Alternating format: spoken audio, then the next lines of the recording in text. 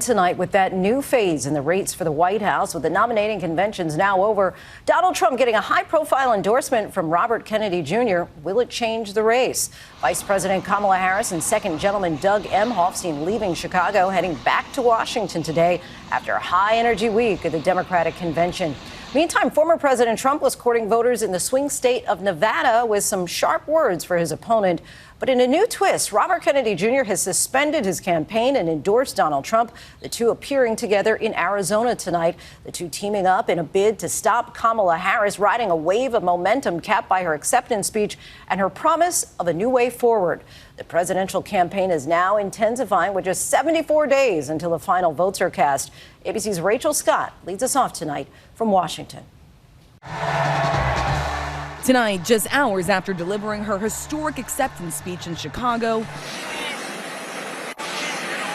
a confident Vice President Kamala Harris heading back to Washington, D.C. to a new phase in the campaign. I'm suspending my campaign. And to the News Independent, Robert F. Kennedy Jr. suspending his bid for the White House, endorsing former President Donald Trump, hoping to stop Harris's momentum. He is a phenomenal person, a phenomenal man who loves the people of this country as much as anybody can love the people of this country.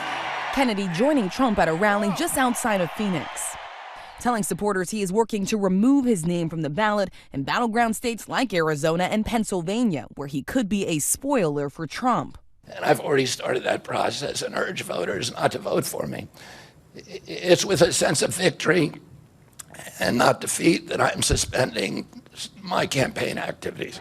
There are just 74 days to go, and this race is extremely tight. With Kennedy pulling 5% in our latest poll, which direction his supporters go could make a difference. Harris's campaign making the pitch to Kennedy voters, saying Vice President Harris wants to earn your support, adding for any American out there who is tired of Donald Trump and is looking for a new way forward, ours is a campaign for you. Harris capping a whirlwind 4 weeks, closing out the Democratic National Convention. On behalf of everyone whose story could only be written in the greatest nation on earth, I accept your nomination to be President of the United States of America.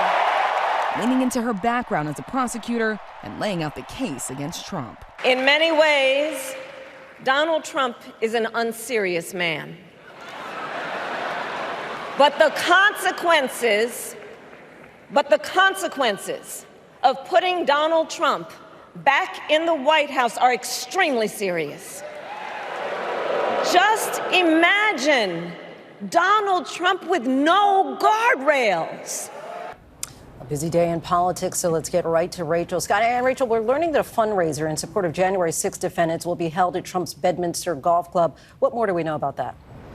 Yes, Lindsay, a nonprofit that is supporting those who have been charged in connection to the January 6th attack on the Capitol will be holding a fundraiser at Donald Trump's Bedminster Golf Club in September. We are told by Trump officials that the former president does not plan to attend the event and that it is being fully paid for by that nonprofit. But in the past, the former president has fully embraced those who stormed the Capitol that day. In fact, he told me just a few weeks ago that he would even pardon the rioters who assaulted officers, Lindsay.